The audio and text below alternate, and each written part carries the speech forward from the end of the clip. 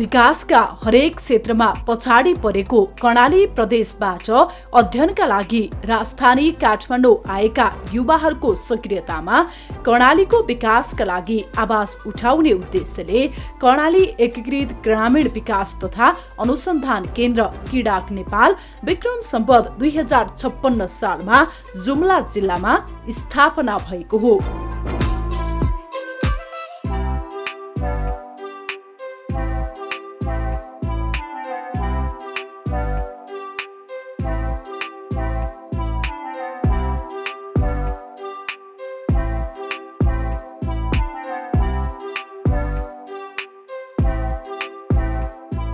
किडाक नेपालले सामुदायिक विकास, अनुसन्धान तथा क्षमता अभिवृद्धिको माध्यमबाट सामाजिक रूपान्तरणका लागि क्रियाशील रहँदै आएको छ। यस संस्थाले आफ्नो स्थापना कालदेखि नै कर्णालीका जनसमुदायको मानव अधिकार, जवाबदेहिता प्रवर्धन र जीविकोपार्जन सुधारका लागि काम गरिरहेको छ। कर्णाली क्षेत्रको विकास र परिवर्तनका लागि नेतृत्वदायी, वैकल्पिक र विकास साझेदारको भूमिका निर्वाह गरिरहेको छ। कर्णाली प्रदेशलाई आफ्नो कार्यक्षेत्र बनाउँदै यहाँका सिकाइहरूलाई अन्य क्षेत्रमा समेत उपयोग गर्दै आएको छ। आजका दिनसम्म आइपुग्दाखेरि 3वटा यसका रणनीतिक योजनाहरू, 5 वर्षीय रणनीतिक योजनाहरू सम्पन्न गरेर अहिले 4थो रणनीतिक योजना 2019 देखि 2023 सम्मको चाहिँ अहिले चाहिँ अब हाम्रो दोस्रो वर्षमा सञ्चालित छ। र हाम्रो मान्यता के छ भन्दाखेरि चाहिँ कुनै पनि विकासको पूर्वाधार भनेको मानव अधिकार नै हो। मानव अधिकारको चाहिँ प्रत्याभूति हुन सक्यो भने एउटा मान्छेले मान्छे भएर जिउन सक्ने अवस्था चाहिँ राज्यले सिर्जना गर्यो भनेपछि मात्र त्यसलाई विकास मानिन्छ भन्ने हिसाबमा चाहिँ हामीले कुनै एउटा मात्रै क्षेत्रलाई समातेको छैनौँ कि हामीले एकीकृत विकास भन्नाले चाहिँ मान्छेको चेतना पनि अभिवृद्धि हुनुपर्छ र भौतिक संरचनादेखि लिएर चाहिँ त्यसको शिक्षा, स्वास्थ्यसँग पनि चाहिँ त्यसको सजिलै पहुँच हुनुपर्छ भन्ने उद्देश्यले चाहिँ हामीले चाहिँ एकीकृत विकासको मोडेललाई चाहिँ त्यहाँ लगेका छौँ। र त्यो अन्तर्गत हामीले 4वटा क्षेत्रलाई चाहिँ एउटा ब्रोड क्षेत्रका रूपमा मानेका छौँ। ती 4वटा क्षेत्र भनेको एउटा उत्थानशील यो आर्थिक उपार्जन पनि चाहिँ दिगो आर्थिक उपार्जन चाहिँ हुनुपर्छ भन्ने क्षेत्रमा चाहिँ हामी समेटेका छौँ। भन्दाखेरि अर्को चाहिँ विशेष गरेर मानव अधिकार भित्रको विभिन्न क्षेत्र छन्। मान्छेले खान नपाउनु पनि मानव अधिकार हनन हो, स्कुल जान नपाउनु पनि मानव अधिकार हनन हो, स्वच्छ खानेपानी पिउन नपाउनु पनि मानव अधिकार हनन हो र एउटा सही सूचना नपाउनु पनि मानव अधिकार हनन हो भनेर चाहिँ ती मानव अधिकार फन्डामेन्टल कुराहरूलाई चाहिँ हामीले समेटेर त्यसका जनचेतनाका कुराहरू, त्यसका पहुँचका कुराहरूलाई गरेका छौँ। त्यो सँगसँगै चाहिँ अब विकास गर्दाखेरि चाहिँ कुनै एउटा पहुँचवाला वर्गको मात्र चाहिँ त्यो पहुँच हुनु हुँदैन। त्यसमा चाहिँ एउटा समावेशीको हिसाबमा चाहिँ सबै मान्छे, विशेष गरेर समाजमा पछाडि परेको वर्गलाई चाहिँ विकासको मूलधारमा चाहिँ उनीहरूलाई जोड्नुपर्छ भनेर हामीले चाहिँ विशेष गरेर यो समावेशिताका कुराहरूलाई चाहिँ फोकस गर्छौँ। भने अर्को कुरा चाहिँ कुनै पनि विकास गर्नुहोस् तपाईँ, त्यो चाहे बौद्धिक विकास होस् तथा आर्थिक विकास हो तथा भौतिक विकास हो, त्यसलाई चाहिँ अलिकति उत्थानशील पनि भन्छौँ र यसलाई चाहिँ अब तपाईँले अब सजिलो भाषामा भन्ने हो भने अलि दिगो खालको विकास गर्नुपर्छ। यस संस्था मानव अधिकार तथा समुदायको उत्थानको वकालत गर्दै शिक्षा, सहभागिता र आवासको माध्यमबाट उनीहरूलाई योग्य बनाउने र मानव अधिकारको उपयोग गर्न सक्ने बनाउन प्रतिबद्ध रहेको छ।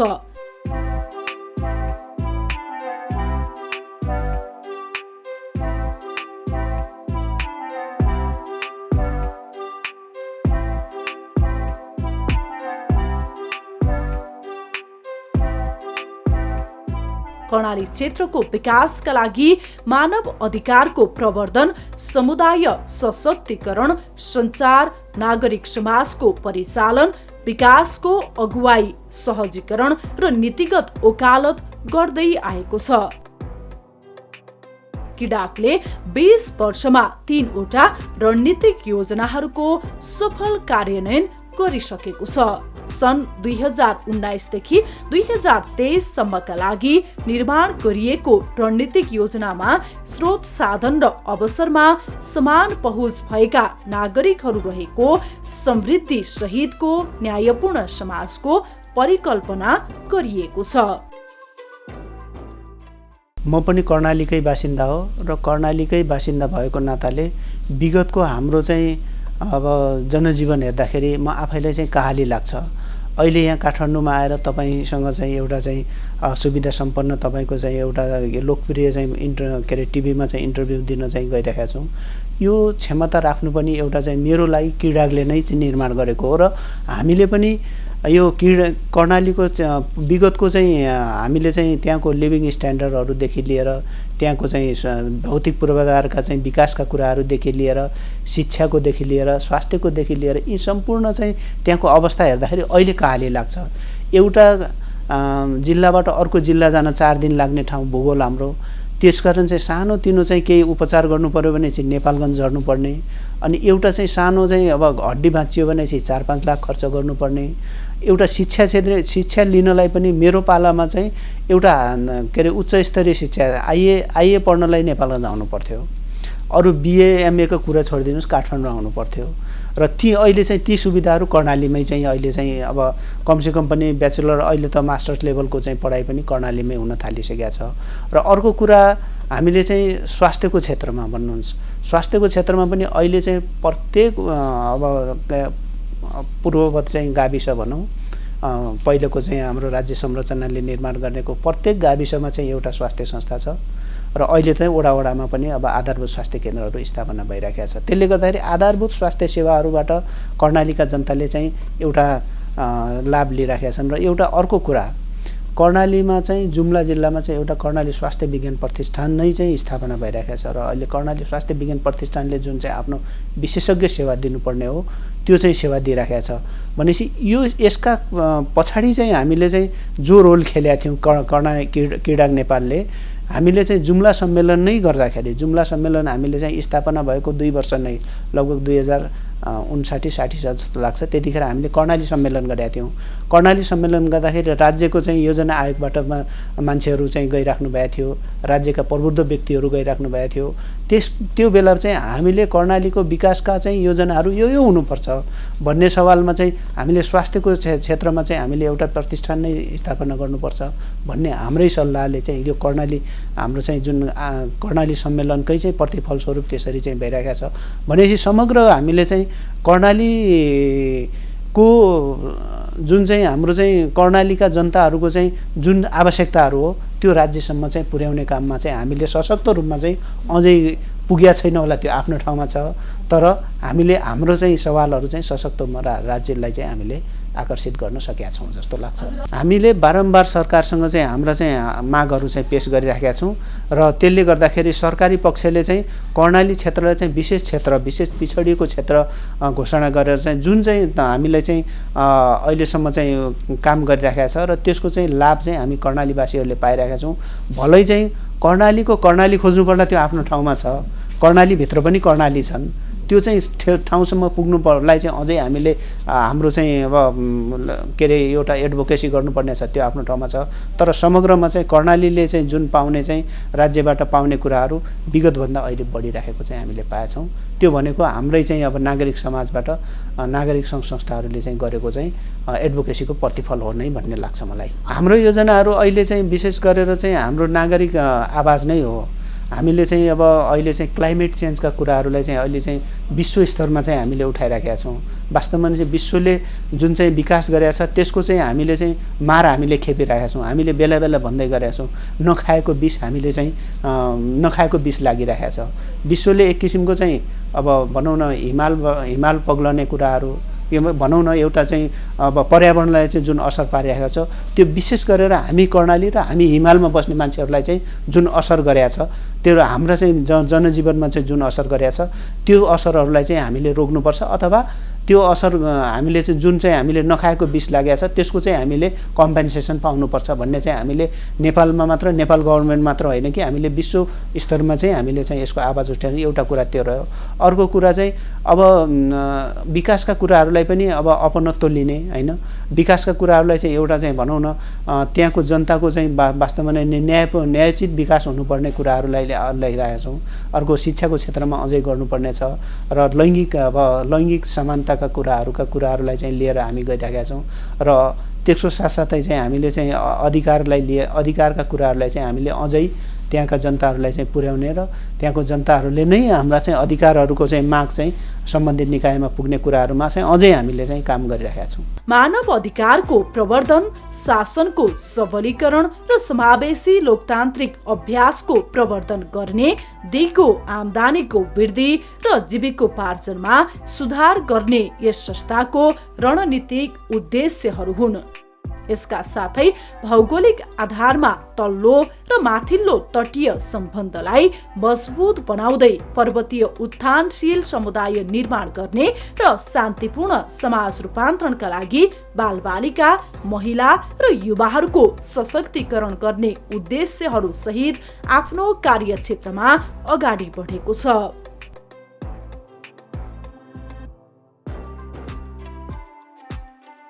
क्रीडाग नेपालले जति पनि परियोजनाहरू सञ्चालन गरिरहेछ, सञ्चालन गरेका परियोजनाहरूको सञ्चालनको अवस्था फिल्डमा हेर्दाखेरि निकै राम्रो, सन्तोषजनक देखिन्छ।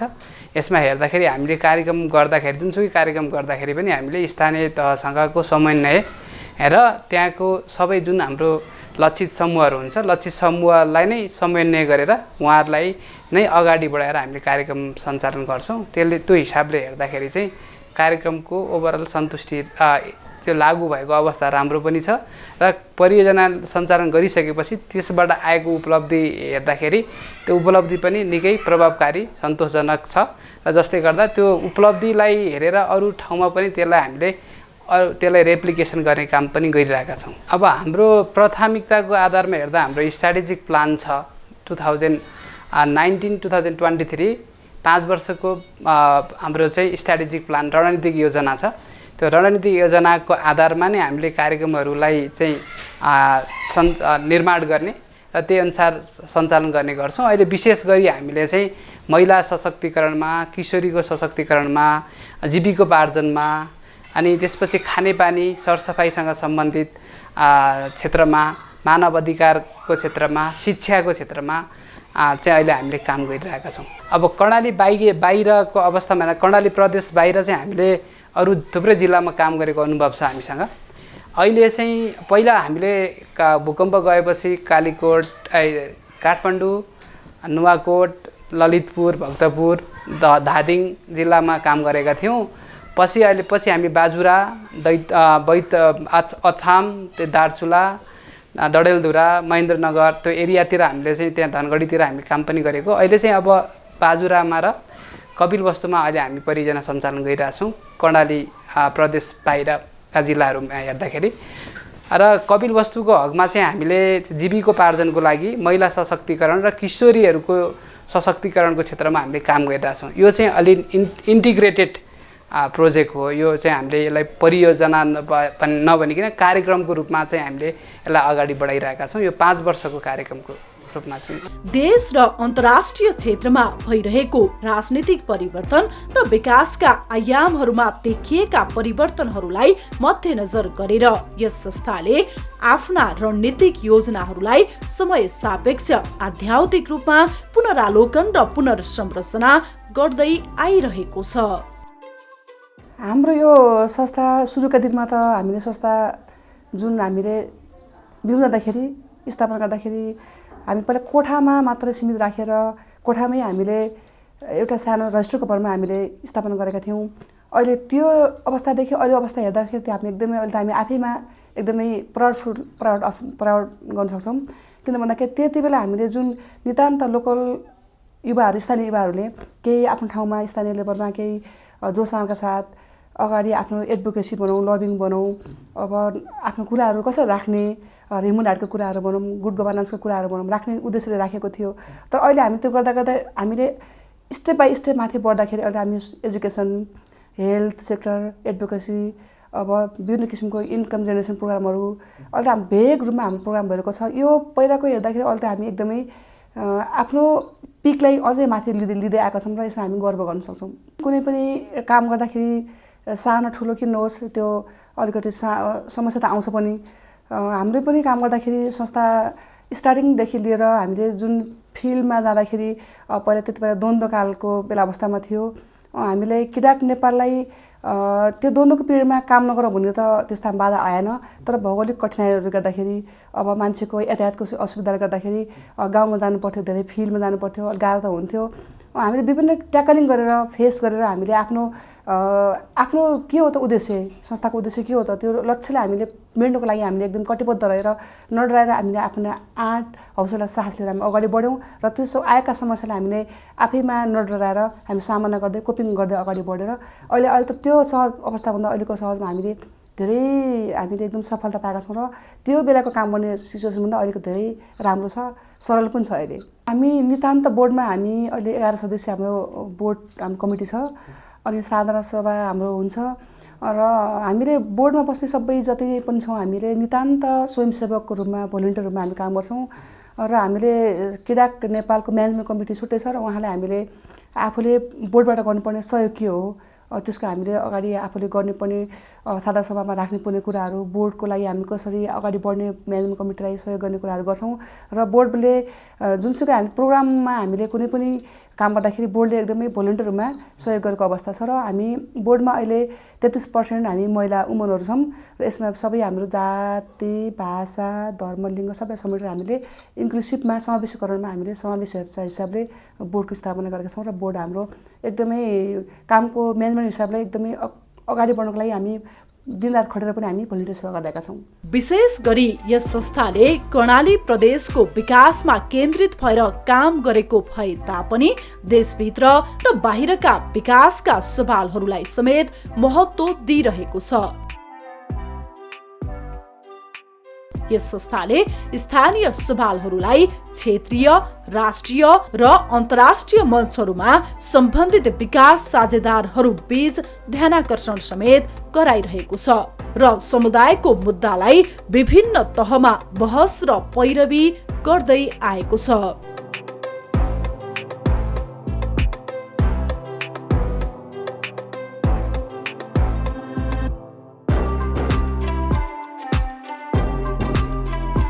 विशेष गरी किराकले चाहिँ स्थानीय तहका मुद्दाहरूलाई चाहिँ अहिलेको हाम्रो संरचना अनुसार प्रदेश तह र राष्ट्रिय तहसँग चाहिँ जोड्नलाई चाहिँ एउटा पुलको भूमिका चाहिँ निर्वाह गरिरहेको छ।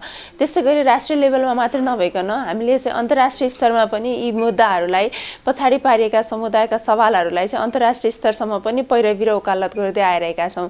जस्तो अहिलेको जल्दो बल्दो मुद्दाको रूपमा हेऱ्यो भने जलवायु सङ्कट, जलवायु परिवर्तनका मुद्दाहरूलाई चाहिँ जसले चाहिँ विशेष गरी महिला अनि त्यसपछि पछाडि पारिएका भल्नरेबल समुदायहरूलाई चाहिँ बढी जोखिममा रहेको छ। त्यो मुद्दाहरू चाहिँ हाम्रो मात्र नभइकन चाहिँ अन्तर्राष्ट्रिय मुद्दा हो भन्ने हिसाबले चाहिँ हामीले चाहिँ ती समुदायका मुद्दाहरूलाई चाहिँ विभिन्न माध्यमबाट विभिन्न डायलगहरू गरेर विभिन्न पोलिसी डायलगहरूद्वारा चाहिँ अन्तर्राष्ट्रिय स्तरसम्म पुर्याइरहेका छौँ। त्यसको लागि चाहिँ किराक विभिन्न नेटवर्कहरूसँग चाहिँ आबद्धता रहेको छ।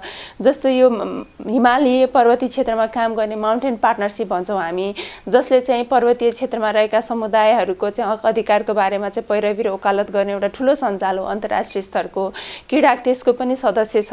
त्यसले गर्दाखेरि उसले चाहिँ ती मुद्दाहरूलाई चाहिँ विभिन्न अन्तर्राष्ट्रिय प्लेटफर्महरूमा चाहिँ जसले चाहिँ रियल ग्राउन्डमा चाहिँ समस्या भोगिरहेका छन् उनीहरूको समस्यालाई चाहिँ माथिसम्म लैजानको लागि चाहिँ मद्दत गरिरहेको छ। त्यस्तै गरी चाहिँ अरू विभिन्न नेटवर्कहरू, climate action network south Asia भनेको पनि किराक सदस्य छ। त्यसले गर्दाखेरि पनि ती मुद्दाहरूलाई चाहिँ हामीले चाहिँ ती नेटवर्कहरू मार्फत चाहिँ विभिन्न ठाउँमा लगेर चाहिँ त्यसलाई चाहिँ उहाँहरूको भोइसलाई चाहिँ माथिसम्म उठाउने हिसाबले र त्यसमा अन्तर्राष्ट्रिय स्तरसम्म पनि नेपालको समुदाय चाहिँ जोखिममा छ है भन्ने हिसाबले चाहिँ मेसेज दिन चाहिँ हामी सफल भएका छौँ। त्यस्तै गरी चाहिँ किराक नेपाल चाहिँ फोरम एसिया भन्ने एउटा साउथ एसिया नामक नेटवर्क, त्यसको पनि मेम्बर छ। त्यस्तै गरी फाइट इनइक्वालिटी अलायन्स भन्ने छ, त्यसको पनि हामी मेम्बर छौँ। विभिन्न नेटवर्कहरूमा रहेर चाहिँ किराकले चाहिँ यो असमानताका मुद्दाहरू, गरिबीका मुद्दाहरूलाई चाहिँ अन्तर्राष्ट्रिय स्तरमा चाहिँ उठाइरहेको छ र राष्ट्रिय स्तरमा पनि जति पनि पोलिसीहरू बन्ने क्रममा चाहिँ ती समुदायहरूलाई चाहिँ छुटाउनु हुँदैन। ती समुदायको हक र हितको लागि चाहिँ अब बन्ने नीति योजना र कार्यक्रमहरूले चाहिँ ती सीमान्तकृत वर्गहरूलाई चाहिँ फाइदा पुर्याउनु पर्छ भनेर चाहिँ विभिन्न कार्यक्रमहरू ती नेटवर्कहरूसँग सहकार्य गरेर चाहिँ विभिन्न कार्यक्रम मार्फत पनि आफ्ना कुराहरू चाहिँ सरकार समक्ष राख्दै आइरहेको छ। त्यस्तै गरी चाहिँ हामीले हालसालै मात्र चाहिँ एउटा यो 12औं अन्तर्राष्ट्रिय मानव अधिकारको दिवसमा आयोजित चाहिँ 12औं मानव अधिकार राष्ट्रिय महाभेला चाहिँ सम्पन्न गर्यौँ हालसालै। त्यसमा चाहिँ देशैभरि देशैभरिबाट योभन्दा अगाडि चाहिँ खालि केन्द्रमा मात्र हुन्थ्यो त्यो महाबेला, तर हामीले चाहिँ कम्तीमा पनि जो चाहिँ मानव अधिकारका आधारभूत उसबाट चाहिँ वञ्चित छन् उनीहरू समक्ष चाहिँ यो महाबेलालाई पुर्याउनुपर्छ भनेर स्थानीय तहदेखि प्रदेश तहसम्म चाहिँ हजारौँ मानिसलाई चाहिँ महाबेलामा चाहिँ हामीले उपस्थित गराउन सक्यौँ भर्चुअल माध्यमबाट। त्यस्तै गरी चाहिँ हामीले यही महाबेलाको अवसर पारेर चाहिँ विभिन्न कार्यक्रममा चाहिँ विभिन्न खाले मुद्दाहरू मानव अधिकार हननका मुद्दाहरूलाई चाहिँ उजागर गर्नमा पनि ठुलो मद्दत पुगेको छ। त्यस्तै गरी स्थानीय मुद्दाहरूलाई चाहिँ राष्ट्रिय स्तरसम्म पुर्याउनको लागि चाहिँ क्रीडाले चाहिँ विगतदेखि नै लामो समयदेखि चाहिँ एउटा मल्टी स्टेक होल्डर डायलग प्लेटफर्मको रूपमा चाहिँ कचहरी नामक चाहिँ एउटा प्लेटफर्म सञ्चालन गर्दै आइरहेको छ। जस्तै हामी त्यसलाई पहिला कर्णाली कचहरी भन्थ्यौँ। विभिन्न थेमेटिक इस्युमा बाल कचहरी, खाद्य कचहरी, जलवायु कचहरी, विपद कचहरी लगायतका विभिन्न सवालहरूलाई चाहिँ थेमेटिक सवालहरूलाई चाहिँ स्थानीय तहमा चाहिँ के छ त त्यहाँको अवस्था भनेर स्थानीय सरकारवालाहरूसँग छलफल गर्ने, त्यसपछि स्थानीय तहमा आएका सवालहरूलाई चाहिँ प्रादेशिक स्तरमा चाहिँ स्थानीय कचहरीबाट आएका सवालहरूलाई चाहिँ प्रादेशिक स्तरमा ल्याउने, त्यसलाई नीति निर्माता र कानुन निर्माण तहमा बसेका विभिन्न सरकारवालाहरूलाई चाहिँ त्यसमा राखेर उहाँहरूको ध्यान आकर्षण गराउने, कमिटमेन्ट गर्ने र त्यसलाई चाहिँ हामीले फेरि राष्ट्रिय स्तरमा पनि चाहिँ ती कचहरीमा आएका सवालहरूलाई चाहिँ विभिन्न सरकारवालाहरूसँग राखेर त्यसको पनि छलफल र त्यसलाई कसरी अगाडि बढाउन सकिन्छ, ती जति पनि समस्याहरू उठेका छन् ती कचहरीमा त्यसको चाहिँ समाधानको उपायतर्फ पनि हामीले लग्ने हिसाबले चाहिँ विभिन्न थेमेटिक इस्युमा चाहिँ कचहरी गरिरहेका छौँ। जस्तो इन्टरनेसनल चाइल्ड राइट्स डेमा हामी बाल कचहरी भन्छौँ। त्यस्तै गरी डिजास्टर रिस्क रिडक्सनको सवालहरू, विपदका सवालहरूमा चाहिँ विपद कचहरी भयो। यस्ता यावत कचहरी मार्फत चाहिँ हामीले समुदायका मुद्दाहरूलाई चाहिँ राष्ट्रियकरण र अन्तर्राष्ट्रियकरण गर्ने पनि गरिरहेका छौँ। कर्णाली प्रदेशका जनताको परिवर्तनको आकांक्षालाई पूरा गर्नका लागि क्रीडाक नेपालले आफ्नो संस्थागत संरचना, सुशासन र अभ्यासलाई सबल बनाउँदै आएको छ। यस संस्थाको हुम्ला, जुम्ला, डोल्पा, कालीकोट, मुगु, बाजुरा र कपिलवस्तु जिल्लामा जिल्ला कार्यालयहरू छन् भने संघीय संरचना अनुसार सुर्खेतमा प्रदेश कार्यालय स्थापना गरिएको छ।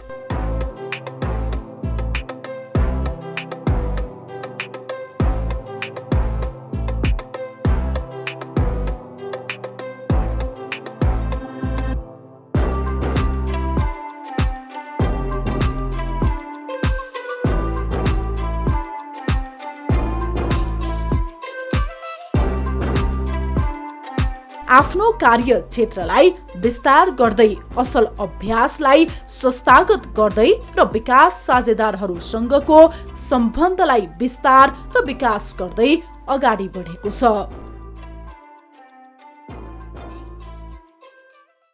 सोशल इन्क्लुजन, सामाजिक समावेशिताको कुराहरूलाई हामीले कसरी लिन्छौँ, ती विकासका मोडेलहरूमा चाहिँ दलितहरूको सहभागिता कसरी हुनसक्छ त, महिलाको सहभागिता कसरी हुनसक्छ, अपाङ्गता भएका व्यक्तिहरूको सहभागिता कसरी हुनसक्छ, बालबालिकाको सहभागिता कसरी हुनसक्छ, अलि आर्थिक रूपमा पछाडि परेको वर्गको सहभागिता कसरी हुनसक्छ भन्ने हिसाबमा चाहिँ हाम्रो फोकस त्यहाँ हुन्छ र त्यहाँ हामी पैरवी गर्छौँ।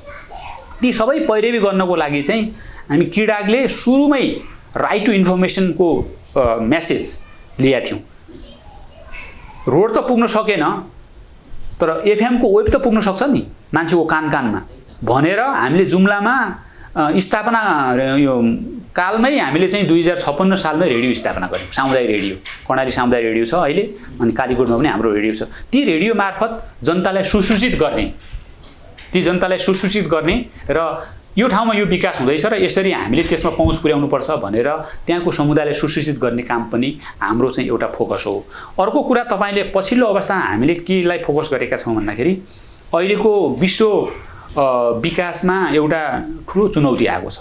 वातावरणीय परिवर्तनले गर्दाखेरि मान्छेको जीवन परिवर्तनमै चाहिँ एउटा ठुलो उथलपुथल ल्याइदियो।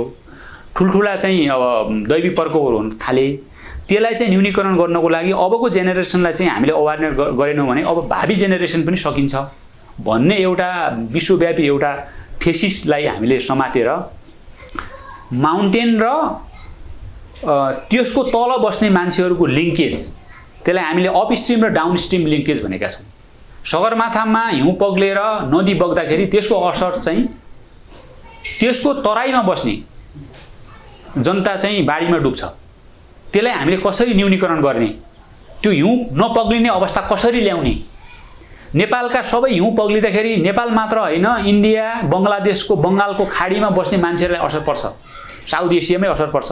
त्यसलाई न्यूनीकरण कसरी गर्ने, कार्बन रिडक्सन कसरी गर्ने भन्ने कुरा चाहिँ हामीले क्षेत्रीय र विश्वव्यापी रूपमा बहसको थालनी गरेका छौँ।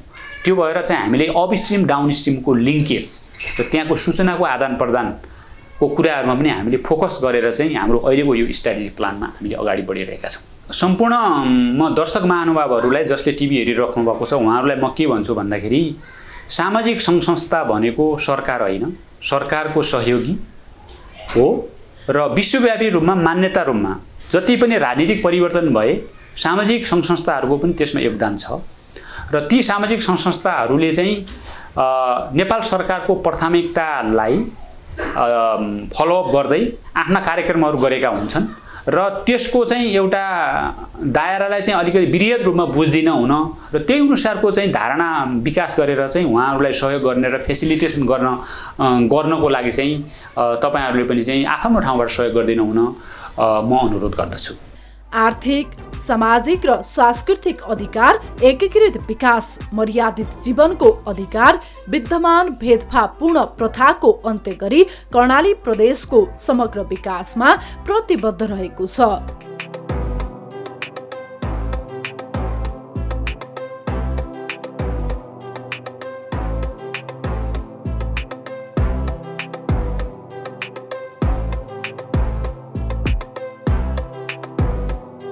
आगामी दिनमा आफ्नो उद्देश्य र लक्ष्यमा सफल रहोस्। यस कर्णाली एकीकृत ग्रामीण विकास तथा अनुसन्धान केन्द्र नेपाल, किडाक नेपाल।